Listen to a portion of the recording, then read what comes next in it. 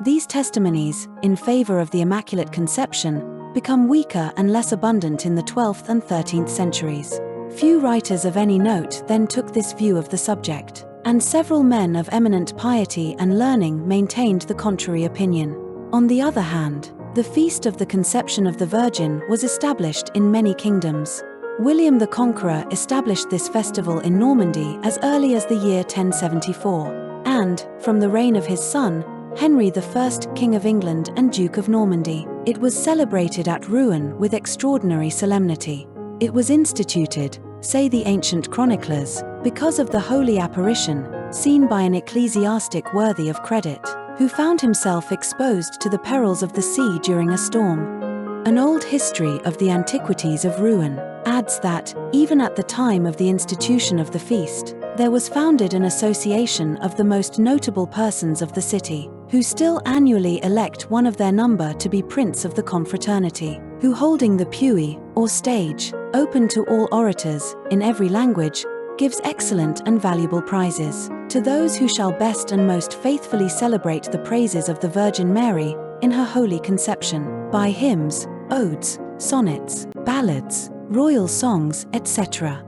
Thus the Virgin, full of grace, presided at the revival of poetry, and her Immaculate Conception furnished pious themes to the land of minstrels. From Normandy, the Feast of the Conception passed over to the English. The First Council of Oxford, held by Stephen Langton, Archbishop of Canterbury, in the year 1222, placed it in the number of holidays to be observed. In France, in the year 1288, a bishop of Paris, Raoul de Hombières, bequeathed a considerable sum to found the office of that feast of the Blessed Virgin, which was about the same time introduced into the Lyonnais. Finally, a manuscript martyrology of the 13th century, found in the library of the Dominicans of Dijon, fixes the festival of the Conception of Our Lady on the 8th of December, which also shows, say the learned Benedictines, who deciphered that ancient manuscript, that in Saint Dominic's time, this feast was already celebrated in nearly all the church.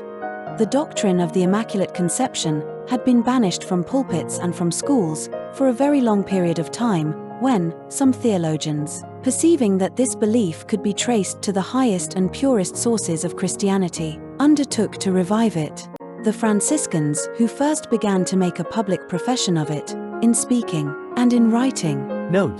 Montfaucon, who journeyed through Italy about the year 1698, having visited at Pavia the library of the Signor Belleridis, renowned for his piety, was much surprised to see that his immense collection of books was composed solely of treatises written by the Franciscans in defense of the Immaculate Conception.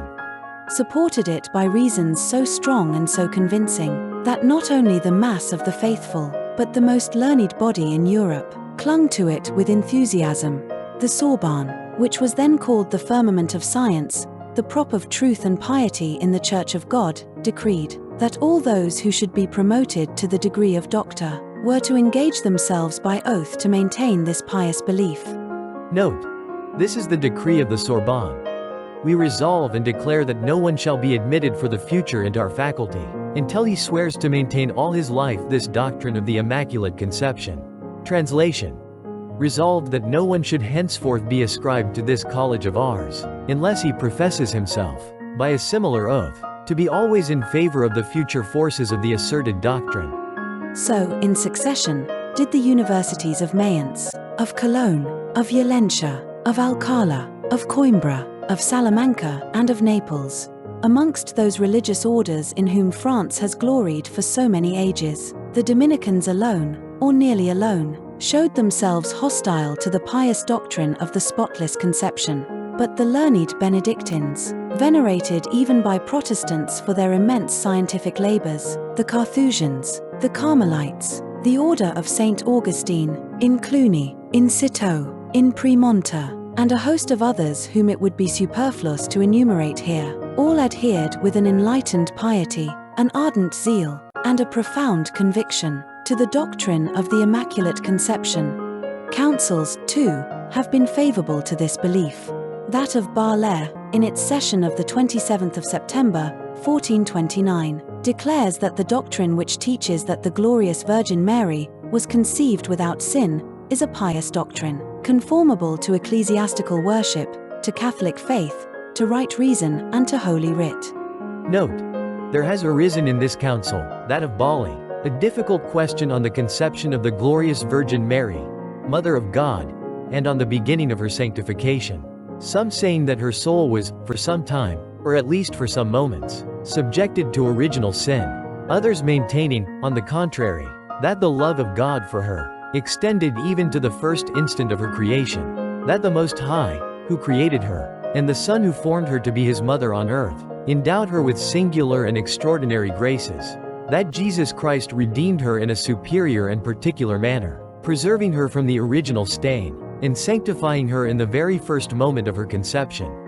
Having, therefore, carefully examined the reasons and the authorities, which, for several years, have been brought forward, on both sides, in the public acts of this Holy Council, having, moreover, given our attention to many other things on the same subject, all weighed and maturely considered, we decide and declare that the doctrine which teaches that the glorious Virgin Mary, Mother of God, by a special favor, and by a preventing and operating grace, has never been actually subjected to original sin, but that she has ever been holy, immaculate, and exempt from all sin, original and actual. We declare that the doctrine which teaches all that is a pious doctrine, conformable to ecclesiastical worship, to Catholic faith, to right reason, and to Holy Writ, and that, as such, it is to be approved, held, and followed by all Catholics, so that no one shall be hereafter permitted to preach or teach the contrary.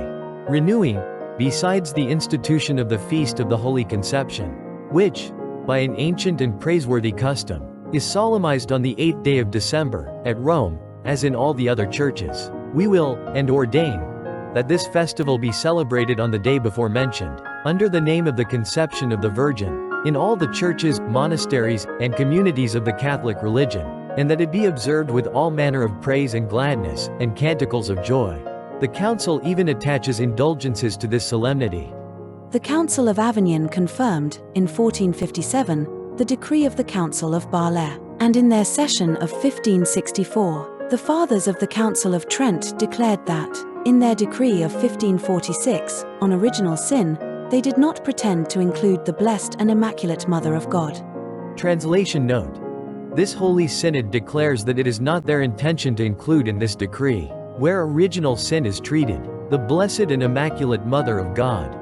Notwithstanding the prudent reserve maintained by the Holy See, in an affair wherein figured, for and against, famous doctors and illustrious theologians, it yet could not help showing, at times, which party had its sympathy. In the year 1483, Pope Sixtus IV had expressly forbidden that the subject of the conception of Our Lady should be discussed in pulpits or in schools. This might be taken for a mere act of neutrality, had not this pontiff approved of the office of the Conception, composed by a monk of Verona, and granted 100 days' indulgence to those who should assist thereat. The successors of that great pope walked uniformly in the way which he had marked out and followed. In 1506, Cardinal Ximenes established in Spain, with the consent of Pope Julius II, a confraternity of the Conception. The same pope confirmed, by a brief, dated the 17th of September, 1511, an order of nuns founded under the same title by Innocent VIII.